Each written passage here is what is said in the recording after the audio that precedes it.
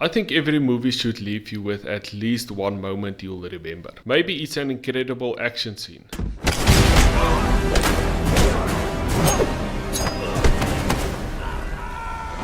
Maybe it's a great villain. And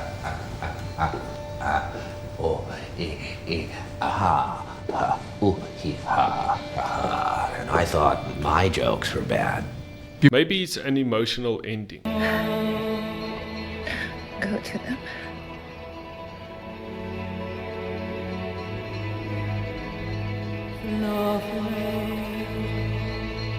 Or maybe it's just one scene that makes you think, wow, that's actually awesome. I walked out of Supergirl trying to think of mine, and honestly, I couldn't. Not even one fight, not one joke, not even one emotional moment. Just nothing. And that's the biggest problem with this movie. After leaving the cinema, I was already struggling to remember it. It had to be, 2000.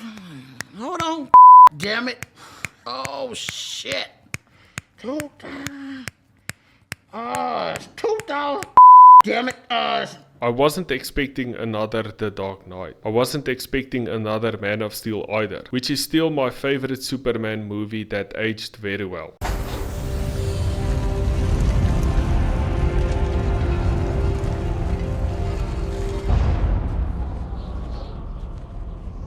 All I wanted was a fun superhero movie. A movie with exciting action, interesting characters, a villain worth caring about, and something that made me excited about where DC is heading next. Instead, I left wondering how a superhero movie with so much going for it could leave so little of an impression. Before I get into the negatives, I think it's only fair to mention what I liked. Millie Alcock gives an average performance. I don't think she's the reason this movie struggles. She's clearly committed to the role, even if the script doesn't always give her much room to work with. Then there's Jason Momoa as Lobo. The moment he appeared, I genuinely thought, okay, now we're getting somewhere.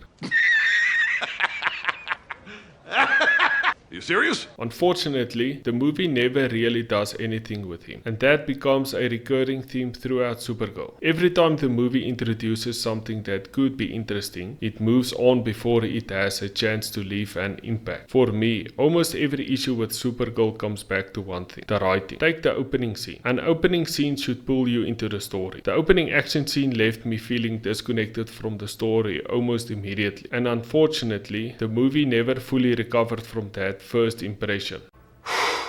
Boy, that escalated quickly.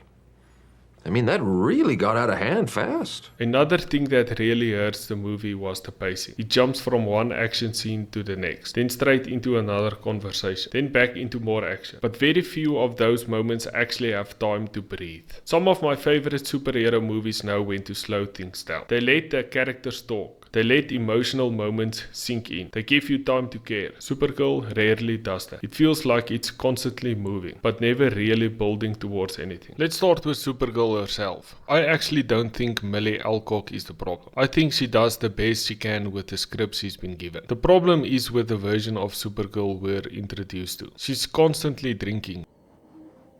You're crazy. You're crazy. You're crazy. I like you. But you're crazy. I feel tired.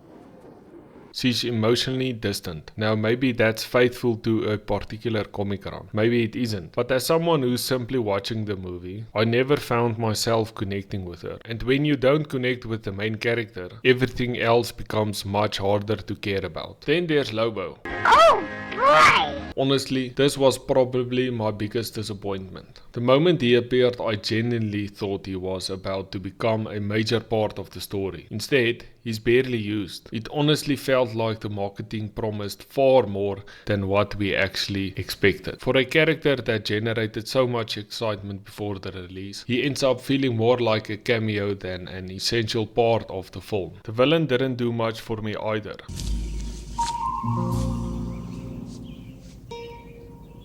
What the f*** is this piece of shit?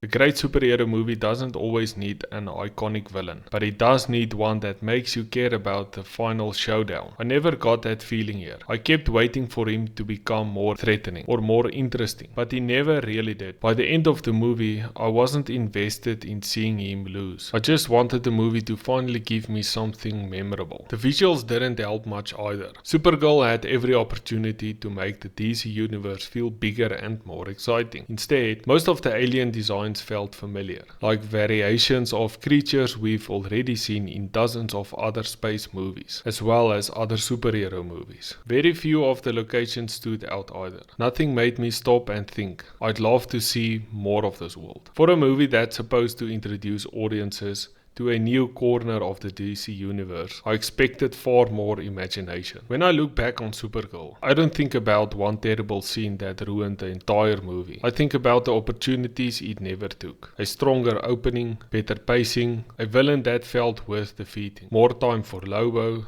better humor, more memorable action. Individually, those problems might not ruin a movie, but when you put them all together, they add up. And that's why this movie never worked for me. The box office seems to reflect that as well. Supergirl opened to around $38 million during its opening. For a major DC superhero film with a reported budget of around $170 million, that's a disappointing start. And honestly, after watching the movie, I'm not surprised. So, should you watch Supergirl? If you're a die-hard DC fan, you're most probably going to watch it anyway, and that's completely fair. I always encourage people to make up their own minds, but if you're simply looking for a great superhero movie, I'd skip the cinema. Wait until it's available on a streaming service you already pay for. I definitely wouldn't subscribe to a new streaming service just to watch this movie. For me, Supergirl gets a 3.5 out of 10. Boy, that escalated quickly. I mean, that really got out of hand fast. So what was your thoughts on Supergirl? Let me know in the comments below. Please don't forget to subscribe, and I will catch you guys in the next one.